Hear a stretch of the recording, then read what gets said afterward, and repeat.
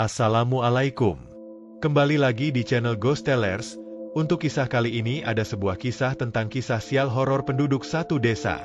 Sebelum kita lanjut ke ceritanya, tekan dulu tombol like video ini. Jangan lupa juga klik tombol subscribe channel ini, dan nyalakan juga notifikasinya, agar tidak ketinggalan cerita menarik lainnya. Namaku Raka, pemuda berusia 24 tahun yang baru saja pulang ke desa setelah beberapa tahun merantau di kota. Desa Kertanegara adalah tempat di mana aku lahir dan besar, sebuah desa kecil yang tenang dikelilingi hamparan sawah dan hutan rimbun. Dulu, setiap sudut desa ini rasanya begitu akrab, tapi sekarang, ada sesuatu yang membuatku merasa asing, terutama ketika melewati pohon beringin tua di ujung jalan menuju desa. Pohon itu selalu berdiri kokoh di tikungan jalan, seakan menjadi penjaga yang tak pernah lelah mengawasi siapa saja yang melintas. Tingginya menjulang, akarnya mencuat dari tanah seperti belitan ular raksasa, dan daun-daunnya begitu lebat hingga sinar matahari tak bisa menembusnya. Aku ingat dulu sewaktu kecil, setiap kali melewati pohon itu, aku akan mempercepat langkah sambil menunduk. Orang-orang bilang pohon itu keramat, tempat penghuni tak kasat mata tinggal. Pagi itu, aku duduk di teras rumah sambil menikmati kopi hitam buatan ibu. Setelah bertahun-tahun hidup di kota yang hiruk-pikuk, rasanya lega bisa kembali mendengar suara jangkrik dan gemerisik angin di sela daun pisang. Bapak sedang memperbaiki peralatan sawah di halaman, sementara ibu sibuk di dapur.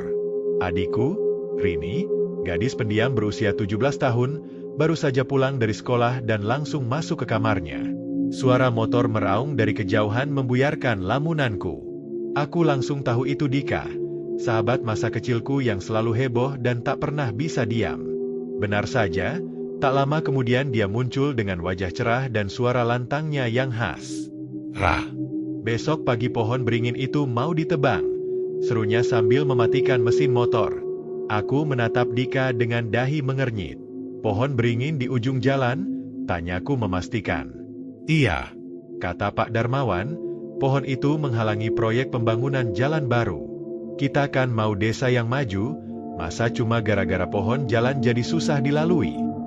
Aku diam sejenak, memikirkan pohon itu.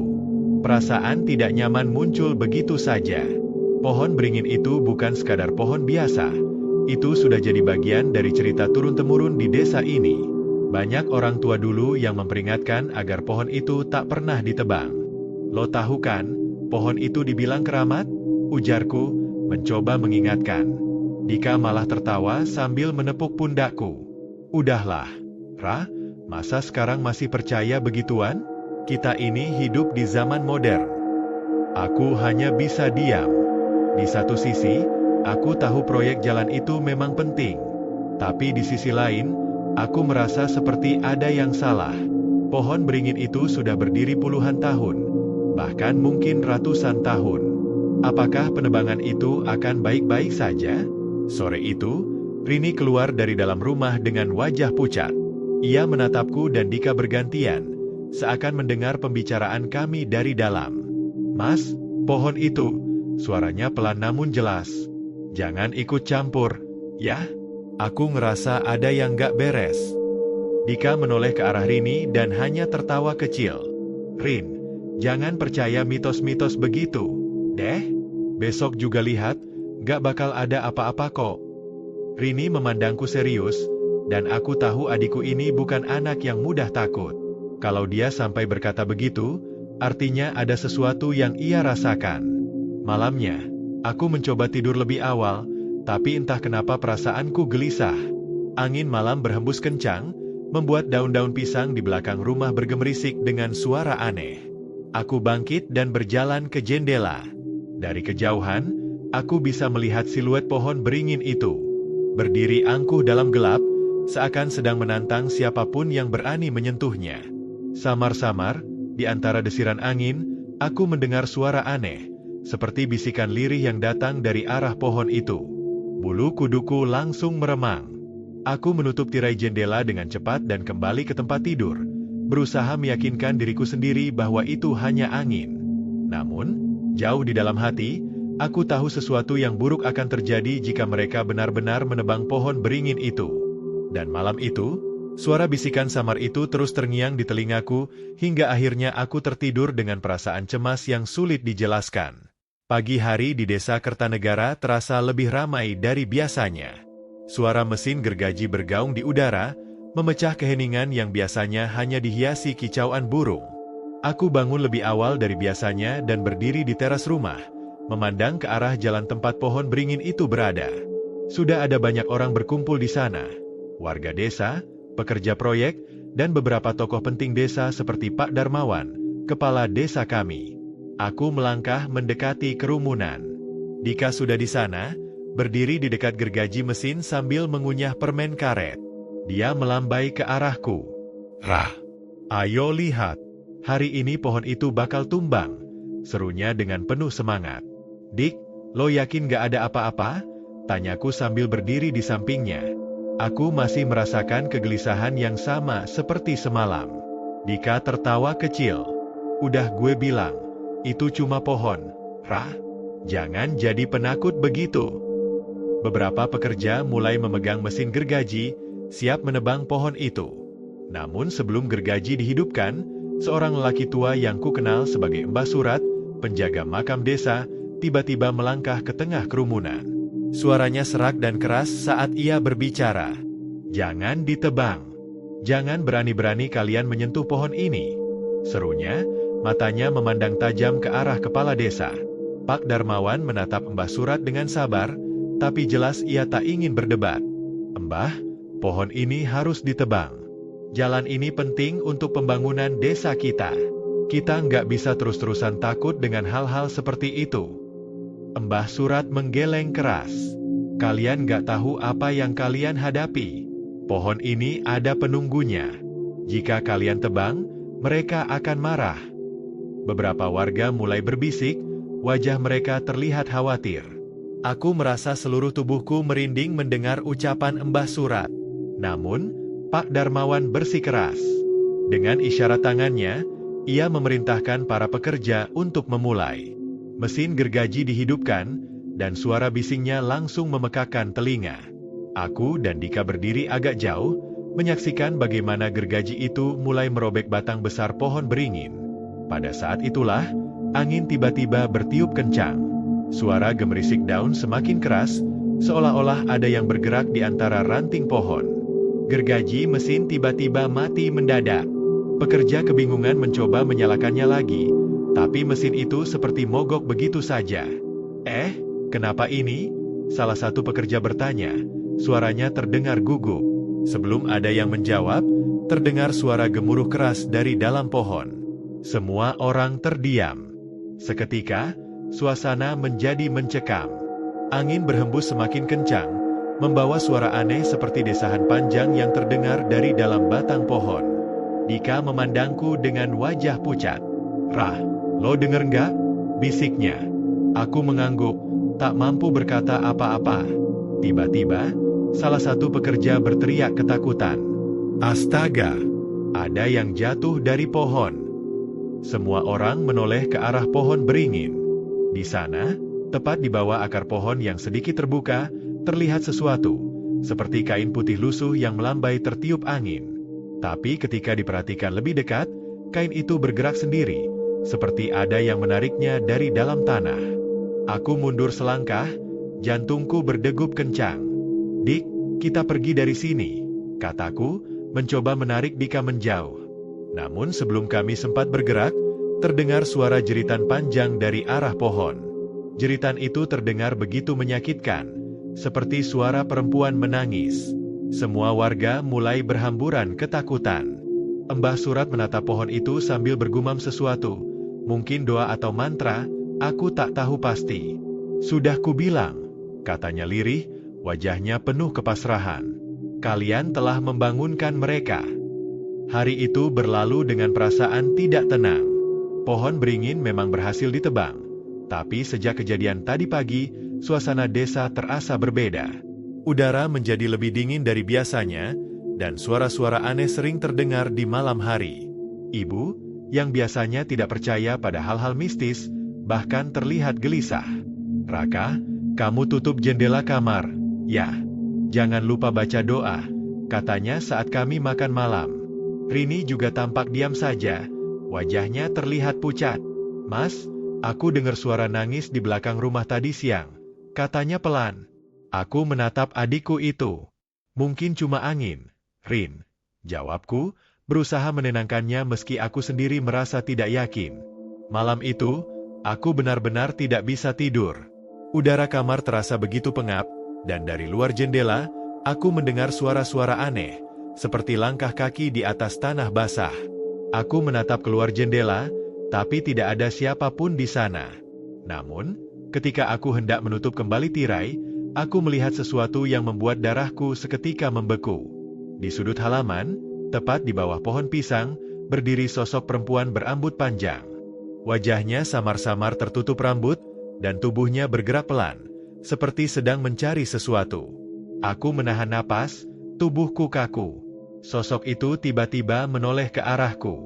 Matanya kosong, wajah pucatnya terlihat begitu jelas di bawah sinar bulan.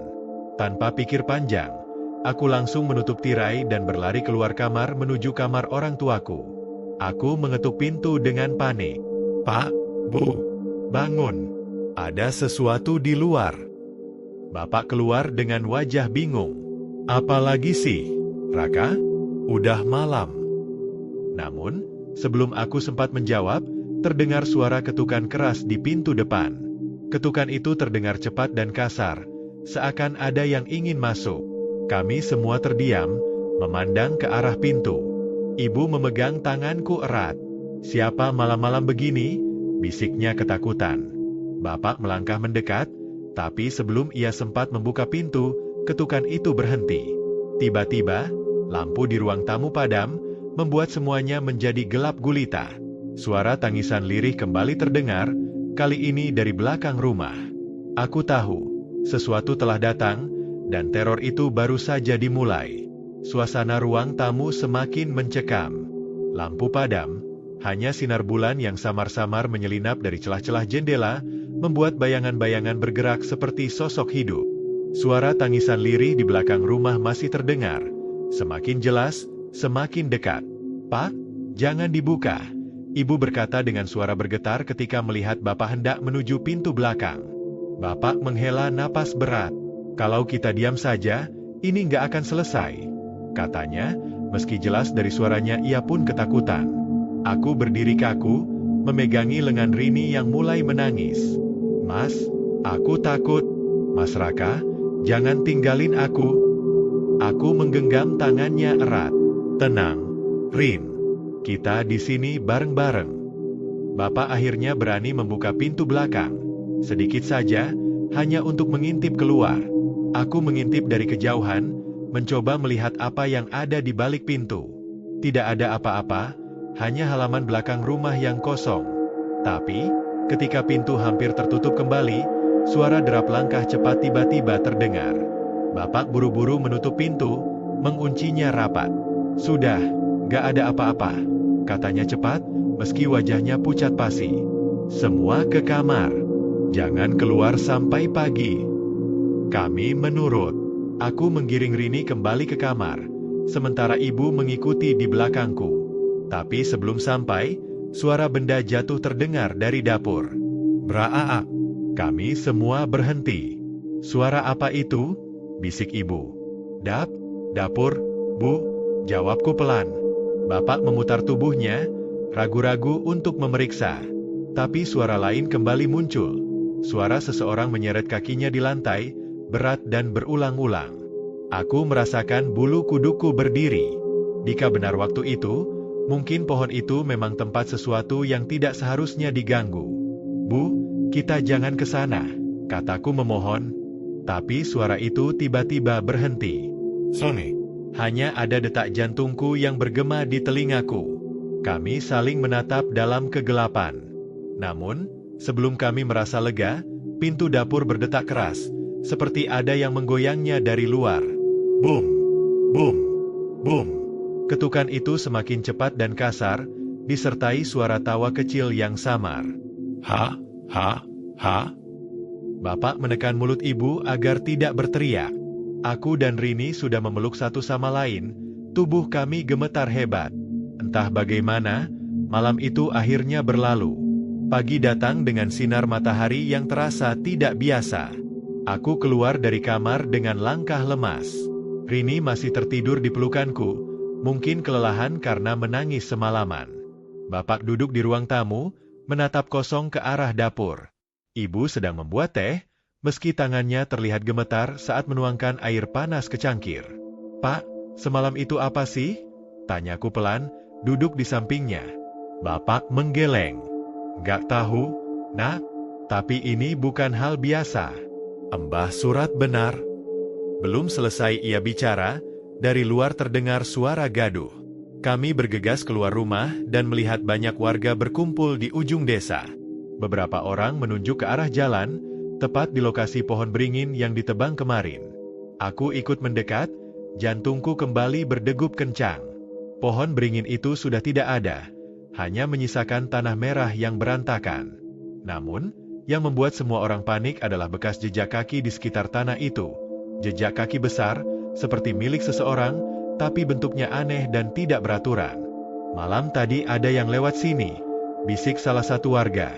Pak Darmawan datang dengan wajah yang tampak tegang. "Saya minta semua warga tetap tenang. Kita akan selesaikan ini," katanya, meski jelas ia sendiri kebingungan. Aku berdiri di samping Dika, yang wajahnya tak kalah pucat. "Rah, gue udah bilang kemarin cuma pohon biasa. Tapi ini, suaranya tercekat. Kayaknya kita salah." Aku mengangguk. "Mungkin kita harus bicara sama Mbah Surat." Kami akhirnya datang ke rumah Mbah Surat yang berada di pinggir desa. Lelaki tua itu sudah menunggu kami di teras, seperti tahu kami akan datang. "Kalian sudah lihat sendiri akibatnya," katanya tanpa basa-basi. "Pohon itu bukan pohon biasa. Di sana, tinggal makhluk yang sudah ratusan tahun menjaga tempat ini." Bapak menghela napas. "Lalu, apa yang bisa kami lakukan, Mbah?" Mbah Surat memejamkan mata sejenak. "Kalian harus meminta maaf." Aku menatapnya bingung. "Minta maaf? Sama siapa, Mbah?" "Pada mereka," jawabnya singkat. Kami semua terdiam. Bagaimana mungkin meminta maaf pada sesuatu yang tak kasat mata? Tapi Mbah Surat terlihat begitu yakin. Ia kemudian mengambil beberapa sesajen dan kemenyan, bersiap menuju lokasi pohon beringin yang telah ditebang. Sore itu, kami kembali ke lokasi pohon bersama Mbah Surat. Warga desa berdiri di kejauhan, menyaksikan apa yang akan terjadi.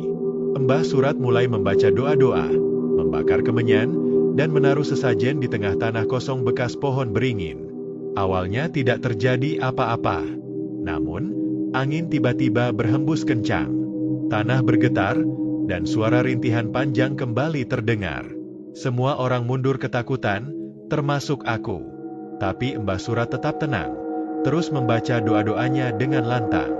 Perlahan-lahan, angin mereda, dan suara itu menghilang. Mbah Surat membuka matanya, menatap kami. "Sudah selesai. Mereka menerima permintaan maaf kalian." Kami semua menghela napas lega. Sejak saat itu, desa Kertanegara kembali tenang. Tidak ada lagi suara aneh di malam hari, tidak ada lagi jejak kaki misterius. Jalan menuju desa pun akhirnya selesai dibangun.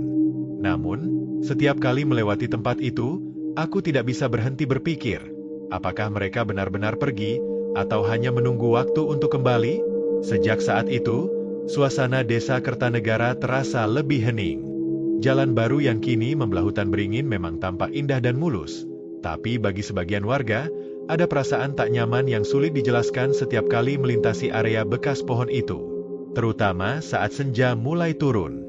Aku, Dika, dan beberapa teman yang ikut menyaksikan ritual Mbah Surat kala itu seringkali membicarakannya.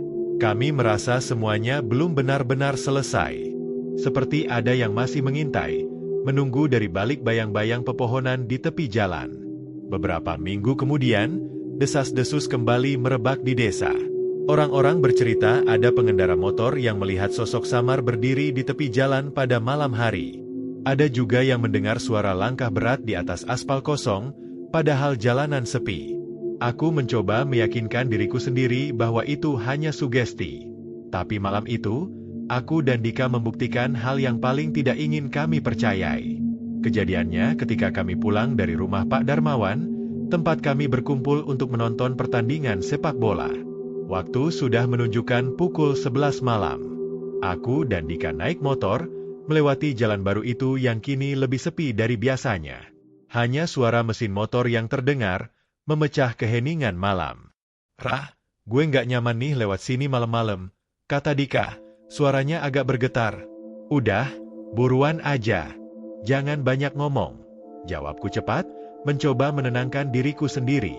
Tiba-tiba, aku merasa suhu udara di sekitar kami menjadi lebih dingin. Bulu kuduku meremang. Mesin motor yang awalnya berjalan mulus, mendadak tersendat-sendat. "Rah, motornya kenapa?" tanya Dika panik. "Entah." Kayaknya, aku menekan gas lebih dalam, tapi motor tetap berjalan pelan, seperti ada yang menahan dari belakang. Aku tidak berani menoleh. Krek, krek, krek. Terdengar suara langkah kaki berat di sisi kanan jalan. Aku tahu Dika mendengarnya juga karena genggamannya di bahuku semakin erat. "Rah, Rah, ada yang jalan," bisik Dika dengan suara tercekat. Aku menoleh sedikit ke kaca spion. Seketika itu juga dadaku serasa berhenti berdetak. Di belakang kami, ada sosok hitam besar, dengan tubuh tinggi menjulang, berjalan pelan mengikuti motor kami. Wajahnya samar, hanya mata merah menyala yang terlihat jelas dalam gelap. "Dika, pegang kuat-kuat," teriakku sambil memutar gas motor sekuat tenaga. Motor melaju lebih cepat, entah kenapa kali ini mesin bisa menyala normal. Kami tidak berani menoleh lagi hingga keluar dari jalan itu. Begitu tiba di rumah Dika, kami berdua langsung turun dari motor dengan napas memburu. "Astaga, itu apa, Rah?" Dika bertanya sambil memegangi lututnya. Wajahnya pucat pasi. Aku menggeleng, masih belum bisa bicara. Yang jelas, makhluk itu masih ada. Keesokan harinya, aku menceritakan kejadian itu kepada Bapak. Awalnya ia diam saja, tapi sorot matanya menegaskan bahwa ini bukan hal baru baginya. Akhirnya, Bapak mengajak beberapa warga menemui Mbah Surat lagi. Di rumahnya yang sepi, Mbah Surat mendengarkan cerita kami dengan tenang. Setelah itu ia hanya bergumam sambil mengelus janggut putihnya. "Saya sudah menduga," katanya lirih. "Mereka belum sepenuhnya tenang. Ada bagian dari mereka yang tidak menerima."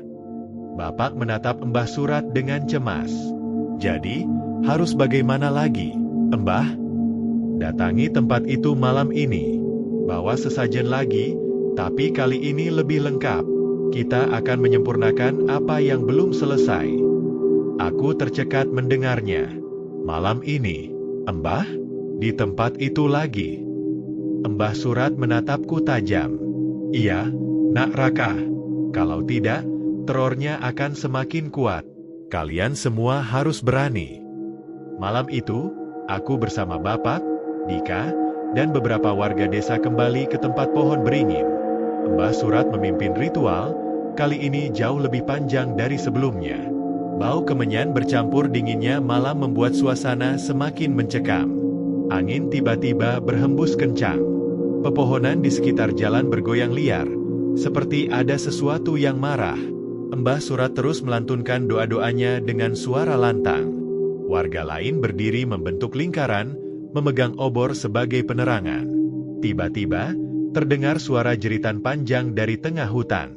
Suara itu begitu menyayat, seperti seseorang yang sedang tersiksa. Aku menutup telingaku, tapi suara itu seakan menembus ke dalam kepala. "Jangan lari, tetap di tempat kalian," seru Mbah Surat. Aku melihat ke tengah lingkaran, ke arah tanah bekas pohon beringin. Samar-samar, sesosok bayangan besar muncul di sana, tinggi, hitam pekat, dengan mata merah membara. Warga desa mulai panik, sebagian mundur ketakutan. Mbah Surat terus membaca mantra, kali ini lebih keras. Ia melemparkan bunga dan kemenyan ke tengah tanah. Suara jeritan itu semakin keras, lalu tiba-tiba berhenti. Angin pun reda. Sosok itu menghilang, seperti kabut yang tersapu cahaya. "Sudah selesai," kata Mbah Surat dengan suara lelah. "Mereka sudah pergi." Sejak malam itu, tidak ada lagi gangguan di desa Kertanegara. Jalan baru yang tadinya begitu angker kini menjadi jalur biasa yang dilalui warga setiap hari. Namun, setiap kali aku lewat di sana, aku selalu teringat malam-malam mengerikan itu. Pohon beringin memang sudah ditebang, tapi kisahnya akan selalu hidup di benak kami. Sebuah pengingat bahwa tidak semua tempat bisa diganggu seenaknya. Nah, sekian cerita kali ini, semoga kalian menikmatinya ya. Kalau mau berbagi cerita silakan kirim ke email, dan apabila ada kritik dan saran bisa ketik di kolom komentar. Jangan lupa subscribe. Terima kasih.